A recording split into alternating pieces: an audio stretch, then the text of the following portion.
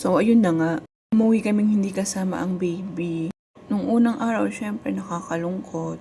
Parang ako yung na-homesick imbis na siya, 'di ba? Pero mas choice namin yun. So, pag uwi namin sa bahay, nagluto na agad ng pagkain yung asawa ko. Nagluto siya ng may sabaw. Kasi nga, wala pa rin akong gatas. Eh, sabi, mas okay daw na gatas ko yung ma-absorb niya. Tapos ayun, sinalubong namin yung 2026 nang wala siya. So, nakakalungkot pa rin talaga. Pero sa mga times na to, is na-chill out na kami kasi nga kahit papano umu-okay na yung lagay niya. Inaantay na lang namin yung recovery niya. Tapos buti na lang inaalagaan ako ng asawa ko. Akala ko talaga hindi niya ako aalagaan. Charis. Tapos ayan, kinabukasan, naglaba siya, tsaka naghugas ng plato. Tapos basta nagluluto siya. Tapos pinaglutuan niya rin ako ng hipon. My favorite. Basta sobrang alaga niya sa akin dito. Ewan ko kung bakit. Siguro may ginawa. Charot lang. Tapos, ito na nga kinabukasan. Unti-unti ko nang natatanggap na hindi ko munang kasama yung baby ko. Kaya pumodrip na ang mami mo. Tapos sobrang hilig ko sa maanghang. As in, sobra. So, yun na nga, unti-unti ko nang natatanggap dito na hindi ko muna siya makakasama for the meantime. Kaya imbis na magmukmok or malungkot ako, pumodrip na lang ako dito, be.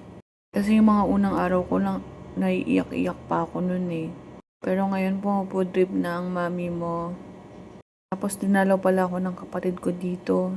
Nag-order kami sa Grab ng coffee. Kasi nga bawal pa ako lumabas.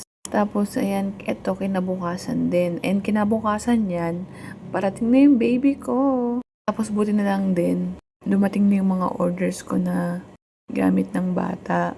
Ito, sobrang useful na ito kasi meron kaming lalagyanan nung bottle for baby. Tapos madaling araw na to ha. Kasi nga excited na ako sa kanya. Kaya inayos ko na yung mga kailangan dapat ayusin. Tulad nitong pag-a-assemble nung lalagyan niya ng bottle. Ngayon lang kasi dumating to eh. Kaya ngayon lang din talaga ako nakapag-ayos. Buti na lang din parang sakto dun sa scenario. Tapos ito namang baby bottle, parang hindi siya useful kasi nga babasagin, tapos mabigat.